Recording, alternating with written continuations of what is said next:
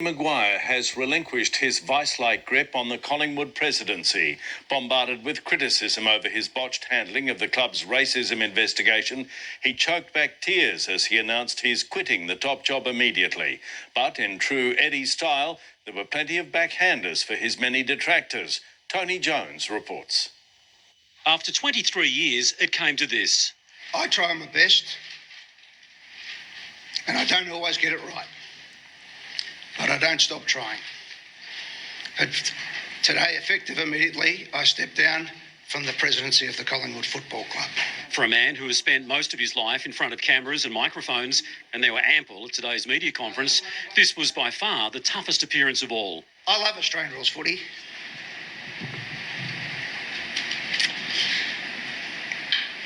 I love that it is the most egalitarian of games.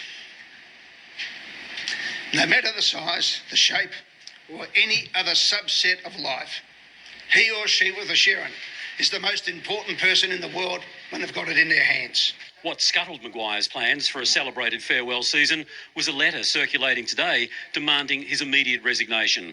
Among the signatories, Indigenous leaders and community leaders in general, but McGuire denies it was the catalyst for him quitting.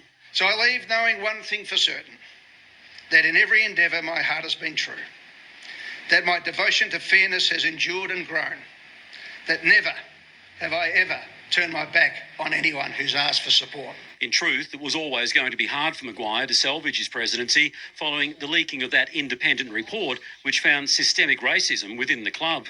The situation not helped by this now infamous and now lethal comment from the president. This is an historic and proud day for the Collingwood Football Club. It sparked further outrage, with some of McGuire's closest allies distancing themselves from the statement and, in some cases, from Eddie himself. It wasn't so much the beginning of the end, but clearly a key factor. People have latched onto my opening line last week, and as a result, I've become a lightning rod for vitriol. But worse, have placed the club in a position where it's hard to move forward with the implementation of our plans with clear air.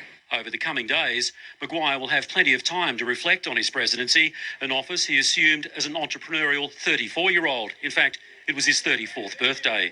The hits and misses go deep into time on. There's simply too many to reflect on. There was the ultimate success in 2010, then a painful fallout with the man who got them there, Mick Malthouse.